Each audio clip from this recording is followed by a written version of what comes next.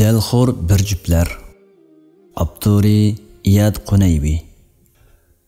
Doim jidallashadigan bir juftlar yoki hissiyot va sevgi muhabbat gadoyligida yashaydigan bir juftlar har kuni farzandlarining qalbiga paydo qilayotgan dahshatli og'ir oqibatni bilmaydi yoki his qilmaydi.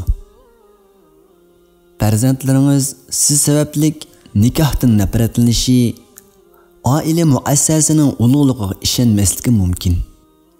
Natijada ular nikohni tinchlik, hissiyot va kuyimchanlik yo'q, faqat badal to'lash va qatmuqat og'ir mas'uliyat deb o'ylab qoladi-da, prinsipchanlik bilan prinsipni qalaymaqan tatbiqlashni farqlantirmasdilla, nikohni insoniyatning tug'ma tabiatining birdan-bir shar'iy nafaslanishi qilib bekitgan islom shariatidan nafratlanishi mumkin.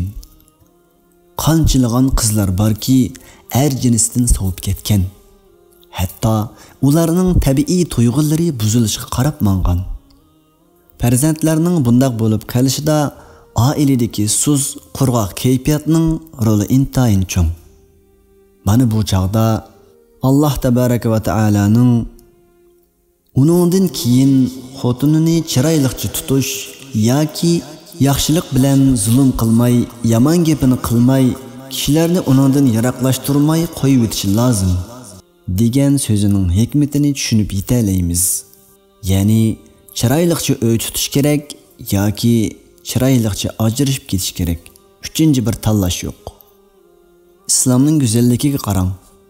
Demak, xotinni chiroyliqcha tutish prinsipini asos qilmasdan turmushni qurgan, mehr muhabbatga zar holda davomlashtirgan har qanday bir oila chiroyliqcha ajrashib ketgan oiladan yaxshi emas.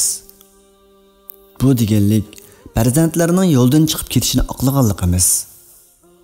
Chunki Qur'onga yetgan har bir aql egisi o'zining ish harakatiga o'zi mas'ul. Ammo biz ota-onalarga shuni deymizki, bolalaringiz haqida cho'qim Allohdan qo'rqing. Eskartish.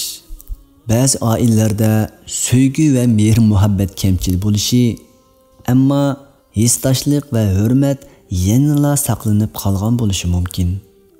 Bu ahvolda turmushni davomlashtirishni yoki ayrilib ketishni tanlashda ko'p qatim o'ylanish kerak.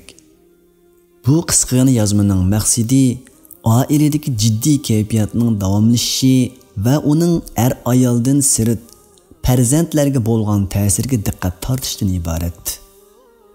Chunki doim jidal qurmaydigan, sevgi muhabbat gadoyligida yashaydigan ayollar har kuni o'zi bilmasdan farzandlarining qalbiga yora berib, og'ir oqibatni keltirib chiqarishi mumkin. Mehribon Alloh ayollar o'rtasiga üzülmez rishta, mehr muhabbat ato qilsin. Farzandlariga go'zal o'lgu bo'lg'ini nisib qilsin. Amin.